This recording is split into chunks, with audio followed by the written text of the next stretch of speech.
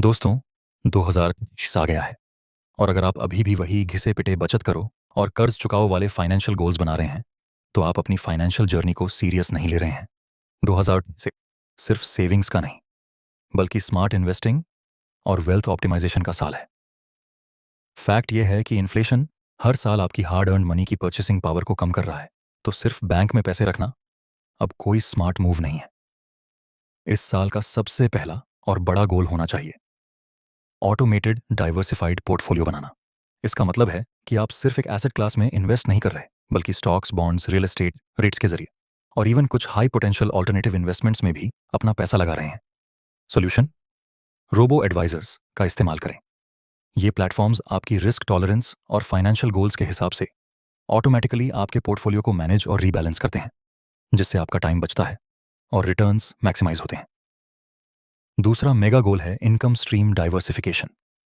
2006 में सिर्फ एक सैलरी पर डिपेंड रहना एक ह्यूज रिस्क है। पैंडेमिक ने हमें सिखाया है कि इकोनॉमिक अनसर्टेनिटी कभी भी आ सकती है।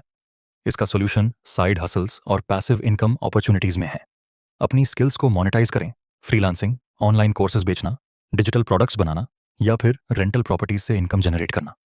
इमेजिन, अगर आपकी मेन जॉब चली भी जाए तो आपके पास बैकअप इनकम स्ट्रीम्स होंगे। तीसरा गोल जो आपको फाइनेंशियली फ्री बनाएगा वह है फाइनेंशियल लिटरेसी 2.0।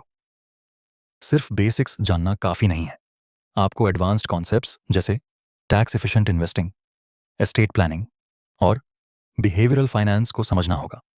अपनी इमोशंस को अपने इन्वेस्टमेंट डिसीजंस पर हावी ना होने दें। सॉल्यूशन, ऑनलाइन रिसोर्सेज, वेबिनार्स और फाइनेंशियल पॉडकास्ट्स को रेगुलरली फॉलो करें। 2006 में आपको अपने पर्सनल फाइनेंस की पूरी कमांड लेनी होगी, ना कि सिर्फ पैसिवली फॉलो करना। अपने नेटवर्थ को ट्रैक करें, अपने स्पेंडिंग हैबिट्स को एनालाइज करें और सबसे महत्वपूर्ण, अपने इन्वेस्टमेंट्स को रेगुलरली रिव्यू करें।